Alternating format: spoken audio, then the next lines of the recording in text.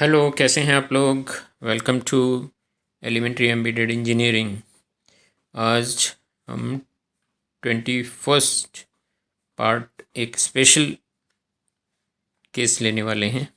ठीक है, तो इसमें हम स्पेशल केस ले रहे हैं कैपेसिटर और रजिस्टर दोनों का। ठीक है, तो आपको मैंने एक फार्मूला बताया था कि अगर दो रेजिस्टेंस सर्किट में लगे हुए हैं पैरेलल में, तो रेजिस्टेंस पैरेलल में लगे हुए हैं, तो उनके लिए जो फार्मूला होता है वो R T total resistance is equal to पहले वाले का रेजिस्टेंस इंटू आर टू दूसरे वाले का resistance upon R one plus R two होता है। ठीक है ना, ये मैंने आपको पिछले किसी पार्ट में बताया था। ठीक है, तो सेट 12th पार्ट में बताया था। इस फॉर्मूले से अगर हम एक स्पेशल केस को ले लें कि हमारे को एक रेजिस्टेंस की वैल्यू तो पता है। ठीक है, एक रेजिस्टेंस की वैल्यू हमें पता है, ठीक 8 ओम है। ठीक है, दूसरा जो है रेजिस्टेंस उसका हमें उसकी वैल्यू हमें नहीं पता है। हमें टोटल रेजिस्टेंस सर्किट में टोटल रेजिस्टेंस क्या है वो पता है, वो सेम है जो छोटे वाले जो एक रेजिस्टेंस है ना, उसकी जो रेजिस्टेंस है वही रेजिस्टेंस सर्किट का भी है।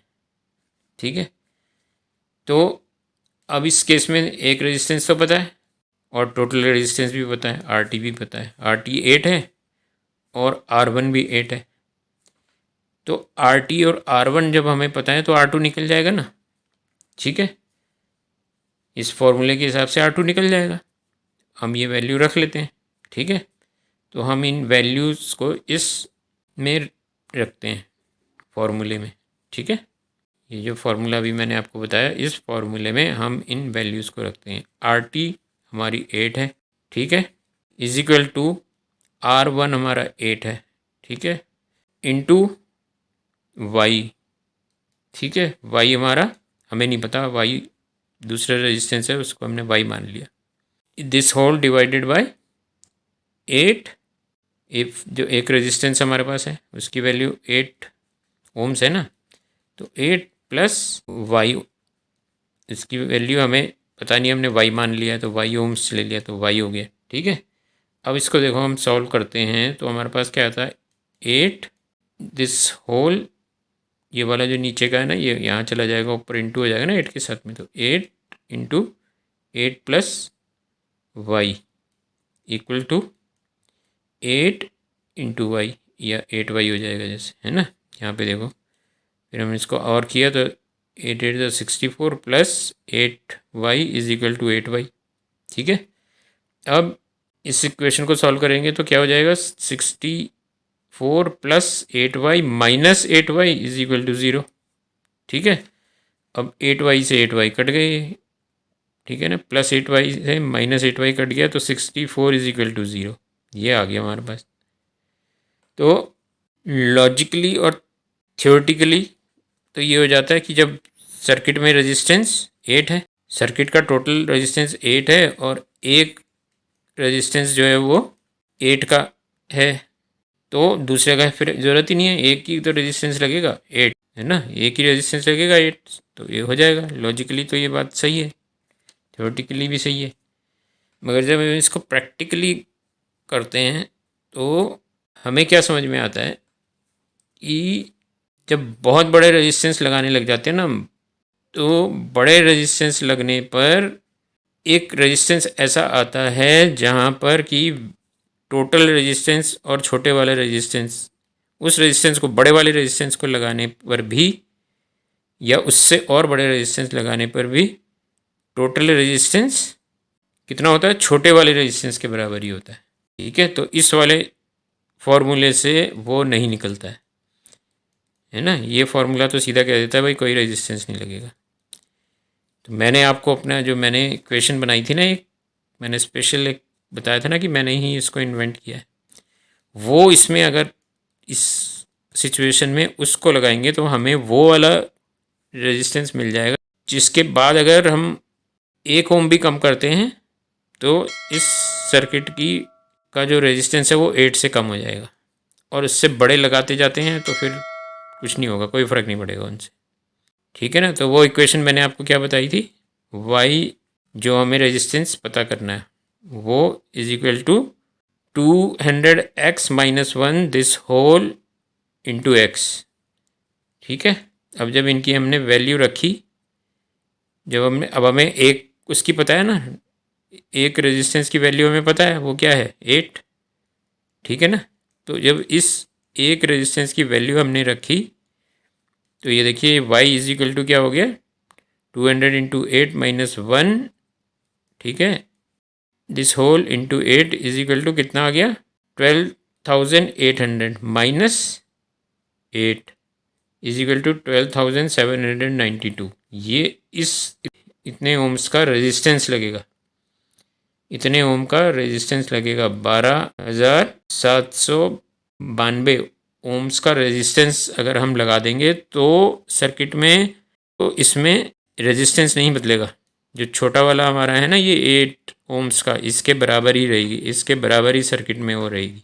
और इससे इसकी वैल्यू से अगर हम जरा भी कर देंगे, एक भी कम कर देंगे ना, 9-1 कर देंगे ना, 12791 कर देंगे ना, 1 ओम भी कम कर देंगे तो इसकी 8 से कम हो जाएगी, सर्किट में रेजिस्टेंस 8 से कम हो जाएगी। और बढ़ाते जाएंगे इससे ज़्यादा तो कोई फ़र्क नहीं पड़ेगा, इतनी की इतनी रहेगी। तो इस तरह का क्वेश्चन कहीं भी आ सकता है। ये आपको पता नहीं किसी ने कराया है नहीं किया, क्या किया, मैंने तो अपने ही उससे ही कर लिया था, अपनी ही क्यूरियोसिटी थी, तो मैंने ये सिचुएशन जाननी चाहिए कि भाई इस सिचुएशन में क्या होगा, तो मैंने ये वाली इक्वेशन बनाई। ठीक है। इस इक्वेशन से कहीं कहीं पे 1 ओम का फ़र्क पड़ता है। प्रैक्टिकली अगर हम ये चीज़ें करते हैं तो हमें पता लगती है प्रैक्टिकल करने से। ठीक है। तो ये एक स्पेशल सिचुएशन मुझे आपको बतानी थी। ठीक है। ये मैंने आपको इसकी बता दी। ऐसे ही ये स्पेशल जो कंडीशन है वो कैपेसिटर के केस में भी होती है। ठीक है ना। कैपेसिटर जब सीरीज़ में लगाते हैं ना, तो अगर 2 कैपेसिटर सीरीज़ में लगे हुए हैं तो एक ऐसा पॉइंट आएगा जहाँ पर कि छोटा कैपेसिटर है ना उसके बराबर ही कैपेसिटर लगाते रहेंगे, दूसरे वाले को हम बढ़ाते जाएंगे, बड़ा लगाएंगे ना, तो जितना बड़ा बड़ा बड़ा करते जाएंगे एक ऐसी सिचुएशन आएगी कि जो कैपेसिटर छोटा वाला है वही कैपेसिटर इस ही सर्किट में होगी, 2 की सर्किट में। जैसे 22 माइक्रोफैरड का छोटा वाला रेजिस्टेंस वो कैपेसिटर है। ठीक है। और 22 माइक्रोफैरड ही जो है इस 2 कैपेसिटर के जो सीरीज़ बनी हुई है उसका भी कैपेसिटेंस है। ठीक है। तो इस सिचुएशन में अगर हम फिर इसका ये C T is equal to C1 into C2 upon C1 plus C2, ये कैपेसिटर है ना, C1 C2 2 कैपेसिटर है, तो इनका टोटल कैपेसिटेंस इस तरह से निकल जाता है जब 2 की होती है, इस फॉर्मूले से निकलता है ना, ये बताया था मैंने आपको पहले 18 में शायद बताया था ना। तो इस फॉर्मूले से फिर इस फॉर्मूले में रखेंगे तो हमें नहीं मिलेगी वो, है ना। इस फॉर्मूले में देखो, रख के देखें, वैल्यू इसमें रख के देखते हैं तो क्या है, 22 टोटल कैपेसिटेंस बताया ना हमें कि सर्किट में टोटल कैपेसिटेंस है 22 माइक्रोफैरड। ठीक है। 22 इज इक्वल टू छोटा वाला कैपेसिटर एक है 22 माइक्रोफैरड का, इंटू दूसरे का हमें नहीं पता, हमने वाई ले लिया, वाई माइक्रोफैरड, तो वाई लिख लिया यहाँ पे। ठीक है। अपॉन 22 प्लस वाई, इसको सॉल्व करेंगे तो क्या आ जाएगा, 484 plus 22y is equal to 22y। ठीक है। और आगे सॉल्व करते हैं तो 484 प्लस 22y माइनस 22y, तो ये दोनों कट गए आपस में। ठीक है। तो जब प्लस 22y और माइनस 22y आपस में कट गए तो 484 इज इक्वल टू 0, तो y इज़ नॉट नीडेड। इस फॉर्मूले के हिसाब से देखें तो y की ये कहता ज़रूरत ही नहीं है भी नहीं, लॉजिकली अगर देखें, है ना, और थ्योरेटिकली और लॉजिकली देखें तो है भी, ज़रूरत है भी नहीं हमें इसकी। ठीक है ना। सीरीज़ वाले सर्किट में जब हमें 22 का ही कैपेसिटेंस चाहिए और एक जो कैपेसिटर है वो 22 का ही है, तो हमें दूसरे की ज़रूरत ही नहीं है, एक ही से हो जाएगा। बट अगर हम एक बड़े बड़े बड़े करते जाएं रेजिस्टेंस, तो एक बड़ा रेजिस्टेंस हमें ऐसा मिलेगा जहाँ पर वैल्यू जो है उस सर्किट की छोटे वाले रेजिस्टेंस के बराबर हो जाएगी, है ना। जैसे जैसे बड़ा करते जाएंगे वैसे वैसे, जैसे 2 रेजिस्टेंस बराबर उसके हैं तो आधी हो जाती है, मगर अगर उसको एक को बड़ा करते चले जाएं तो एक ऐसा पॉइंट आएगा जहाँ पर कि हमें छोटे वाले रेजिस्टेंस के बराबर ही कैपेसिटेंस मिलेगी सर्किट में, ठीक है। तो उसके लिए फिर हमें क्या है, फिर वही फॉर्मूला मैंने इसका भी आपको बताया है ना, तो उसमें आप जाके उस पार्ट को रेफ़र कर सकते हैं, ये मैंने नीचे यहाँ पे दे दिया है, ठीक है। अभी मैं आपको लिंक नहीं दे सकता हूँ क्योंकि अभी मुझे यूट्यूब ने ये फैसिलिटी नहीं दी है, ठीक है। आप जल्दी से मेरे सब्सक्राइबर पूरे करवाइए तो मैं फिर लिंक भी दूंगा और अच्छे वीडियो और बढ़िया चीज़ें आपको इजीली बता सकता हूँ ना फिर। तो सब्सक्राइब और लाइक व्यूज़ बढ़ाइए, आप ही को बढ़ाने हैं। जो मैं मेहनत कर रहा हूँ उसमें थोड़े सा आपको भी मुझे मेरी मेहनत का थोड़ा सा योगदान दें कि व्यूज़ बढ़ा दें और सब्सक्राइब भी कर लें मेरे चैनल्स को। मुझे जितना पता है मैं आपको चीज़ें बताऊंगा, और मैंने अलग से कुछ मेहनत कर रखी है अपनी, क्योंकि प्रैक्टिकली मैंने की ही चीज़ें, तो जो मैंने प्रैक्टिकली कुछ चीज़ें सीखी हैं वो आपको भी बता दूंगा, ठीक है। इसमें जो मैंने इक्वेशन बनाई थी, इसकी कैपेसिटर की जो इक्वेशन बनाई है वो ज़रा सा ही फ़र्क है उसमें, 2 रेजिस्टेंस से थोड़ा सा ही फ़र्क है उसमें। जो रेजिस्टेंस की इक्वेशन बनाई थी, रेजिस्टेंस की इक्वेशन में 200 था, यहाँ 2000 हो जाएगा बस। y is equal to 2000 x minus 1x। तो इसमें अब हम इन वैल्यूज़ को रखते हैं, तो 22 है ना, x की वैल्यू अगर रखते हैं तो हमारे पास क्या आ जाता है, y हमारे पास आ जाएगा दूसरे कैपेसिटेंस की वैल्यू निकालने के लिए 968,000 minus 22 is equal to 967978 microfarad. इतने का हमें कैपेसिटर चाहिए होगा। जब इतने का कैपेसिटर लगा देंगे तो सर्किट में जो कैपेसिटेंस है वो छोटे वाले कैपेसिटर के बराबर ही रहेगी। इससे बड़े करते जाएंगे तब भी उतनी ही रहेगी।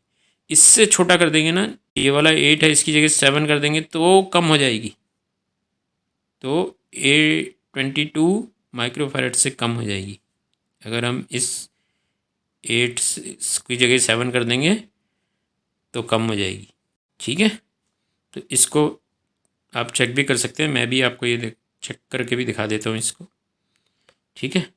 मैं इसकी वेरिफिकेशन भी आपको कैलकुलेटर से, ऑनलाइन कैलकुलेटर है इसमें करके दिखा देता हूँ। देखिए इन वैल्यूज़ को एंटर करूँगा मैं तो ये आ जाएगा। मैं एक कैपेसिटर की वैल्यू 22 माइक्रोफैरड लूँगा, दूसरे की 967978 माइक्रोफैरड दोनों की डालूँगा, तो वो हमें फाइनल में जो रिक्वायर्ड वो दिखाएगा कि एक जिसकी ज़रूरत है वो 22 माइक्रोफैरड ही दिखाएगा, ठीक है। ये आप इसमें ये देखो, ठीक है। तो ये 2 स्पेशल केस थे जिसको मेरे को आपको दिखाना था कि वो इस फॉर्मूले में जो हमारे पास कैपेसिटर का फॉर्मूला होता है ना 2 रेजिस्टेंस का निकालने का, इस फार्मूले से वो वैल्यू नहीं निकल सकती है, उसके लिए यही वैल्यू चाहिए। ये जो मैंने इक्वेशन बनाई है ना, यही इक्वेशन है, इससे ही वो निकल सकती है वैल्यू। उस वाले केस में तो वो कहता है कि ज़रूरत ही नहीं है, लॉजिकली ज़रूरत भी नहीं है ना। मगर जब हम प्रैक्टिकली एक वो आप देखोगे कि भाई जब इसकी बराबर है तो आधा है, और उसके बाद हम बढ़ाते जाते हैं तो आधे से ज़्यादा होती जाती है, तो वो कहाँ तक होगी, बढ़ाते बढ़ाते बढ़ाते कहाँ तक होगी, जो इस रेजिस्टेंस की वैल्यू है, इस कैपेसिटर की जो वैल्यू है 22, वहाँ तक ही होगी। आप जितना भी बड़ा लगा लोगे उसके बाद उतनी ही रहेगी 22, चाहे जितना बड़ा कैपेसिटर लगा लोगे आगे इससे जो वैल्यू हमारी आई ना, इससे जितना भी बड़े आप लगा लोगे 22 ही रहेगी, ठीक। तो इसको करने के लिए तो ये एक नया वो है, ये किसी को भी नहीं पता ये चीज़, ये आगे भी अब इसको लोग देखेंगे इस पर अपने वो वीडियो बनाएंगे, मगर ये मेरे नाम से ही वो है फ़िलहाल, जब तक कोई ये नहीं बता देता कि इस डेट से पीछे किसी ने इसको पहले बना, इस इक्वेशन का पता लगा लिया। तो ये स्पेशल वो है, कहीं भी आपको पूछा जा सकता है, इसलिए आप इसको ज़रूर कंसिडर करें इसको। ये आपके सिलेबस में नहीं भी आएगा तो आपके जो इंजीनियरिंग एग्ज़ाम्स हैं या आप कहीं कॉम्पिटिशन्स में चले जाते हैं वहाँ ये चीज़ पूछी जा सकती है। जैसे जैसे ये अभी बहुत कम लोगों को पता है ना, जो मेरे को जिन्होंने सब्सक्राइब किया उनको भी नहीं पता होगा शायद, कईयों ने नहीं तो देखा भी नहीं होगा इसको। तो इसको आप ज़रूर कर लें, इस इक्वेशन को, ये आगे पूछी जा सकती है। जैसे जैसे ये एग्ज़ामिनर्स की नज़र में पड़ेगी, स्कॉलर्स जितने भी वो हैं जो पेपर बनाते हैं उन लोगों की नज़र में पड़ेगी, तो ये ज़रूर इसको पूछा जाएगा। पहले तो इसको वो वेरीफाई करेंगे, आप भी करें, और उसके बाद इसको ज़रूर पूछेंगे आगे एग्ज़ाम में। तो ये आप इसको भी ज़रूर प्रिपेयर करें इसको, ठीक है। तो आज के लिए इतना ही, फिर मिलते हैं अगले वीडियो में।